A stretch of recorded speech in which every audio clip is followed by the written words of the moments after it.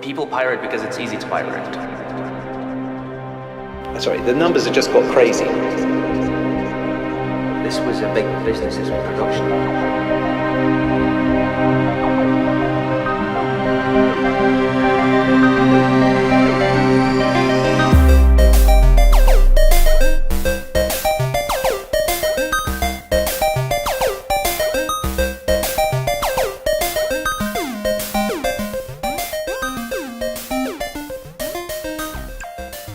For many years, games have been a big business, and they still are today.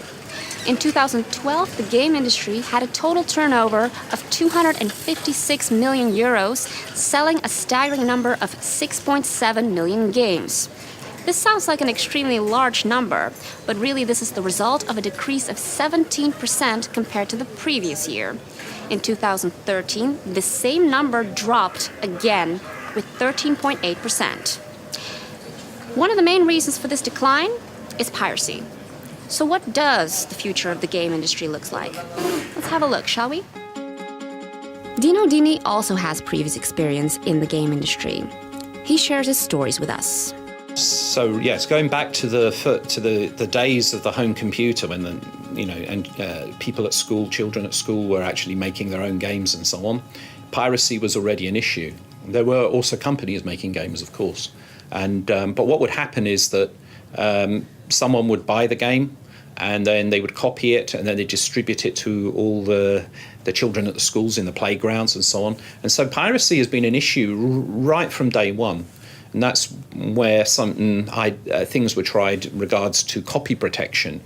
Sometimes they would release games that you would need to enter in a code from some kind of page or a disk with a wheel in it that, to create a code that you would have to type in to avoid being able to just duplicate the games in the playground. And of course the hackers came in, they would hack the game so that they would work without these codes, just so that people could play the games for free. And this is right from the very beginning, it's always been an issue. Brian Buchan has a lot of experience in the game industry. He's here to tell us more. Oh yes, in the beginning piracy was a problem because we really had to fear illegal copying. Because copying of tapes, copying of discs, copying of cartridges, this was a big business, this was production. And people would go out to shops and they would buy games, 30, 40 euros, pounds, and they could get the pirate copies for a free or a few cents, wherever it was a problem. And that revenue disappeared. The people who made legitimate cartridges didn't get their money. So it was a big problem. But there's no medium now, there's no medium to copy, there's no medium to actually make, so therefore there's no shelf to produce the revenue that these developers used to have. It's all download now. There are gamers who are still buying actual games and are happy to spend money on it.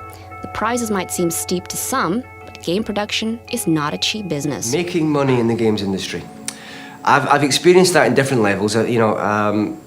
The insecurity of a regular job is not always as good as it should be, but I used to make money doing that. But as a contract programmer, I usually would do work for a fee and or royalties. And I very, very, very rarely saw royalties. So I used to be more focused on the fee. And the piracy affected my royalties. I know for a fact that some of my games that I was on royalties sold very well. I saw the sales figures. But I also know that they were pirated. And I didn't get a penny for any of those pirate copies.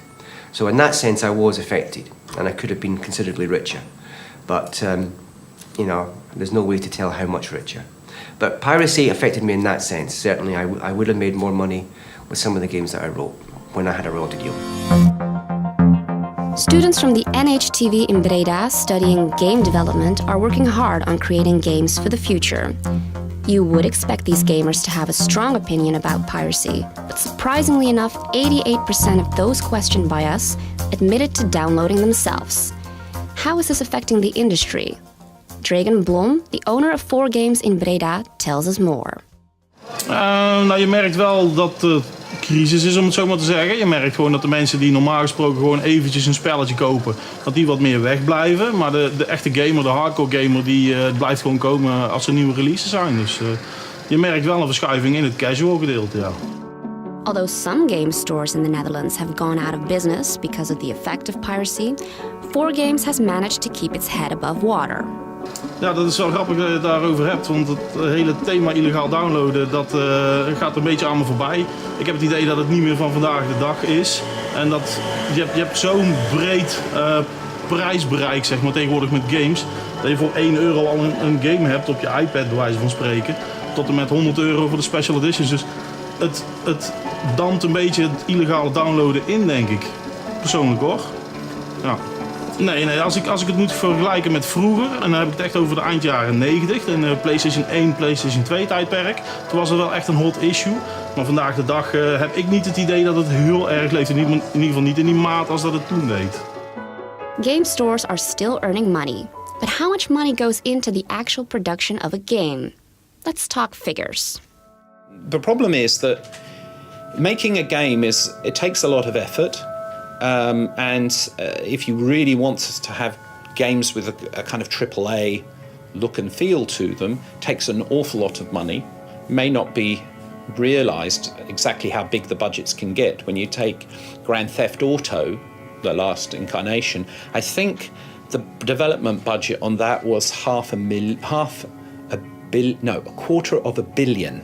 Sorry, the numbers have just got crazy, like 250 million. Which somebody had to pay for before the game even was released. I think you can understand that then people want to get their money back. Seemingly, there are jobs available even with the threat of piracy. But are the students worried about their future career? No, because I think piracy is not a piracy problem. Piracy is a distribution problem. It's a service problem.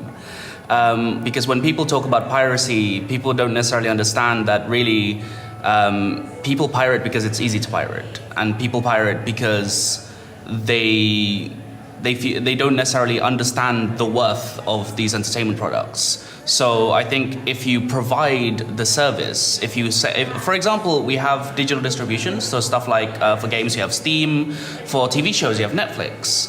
And it makes it so much more easier to just basically, I can just go on Netflix and just watch, like hundreds of shows right now rather than doing work or anything like that, or I can just go on Steam and play this game, which I've never heard of. And that's far, far easier than going to the internet, like downloading it, waiting for it to download, making sure it works and all of these kind of things and solving these problems yourself. I think if you want some kind of positive message on this, games are not going anywhere. It's part of our culture and they're going to stay. But really what needs to be worked out is how it can be sustainable. And that's the real issue. Yeah, there's always a future for gamers and game developers, but it's a different future. We have to adapt. It's a bit like saying, I want to be a rock star, isn't it? Doesn't mean we shouldn't try to be rock stars, but we have to do it with our eyes open and realise what it really means. So piracy is a severe threat to the industry, but it's not really something new. We've been dealing with piracy for as long as we're playing and producing games. So the future of the game industry can be considered quite unpredictable. And in order to survive, we need to learn to adapt to the new trends that emerge over the course of time. However, if piracy cannot be stopped, there's always a chance to use it to the advantage of the industry itself, since there are many businesses out there struggling to try and keep their heads above the water. So let's be supportive and think twice before becoming pirates sailing the waters of the World Wide Web.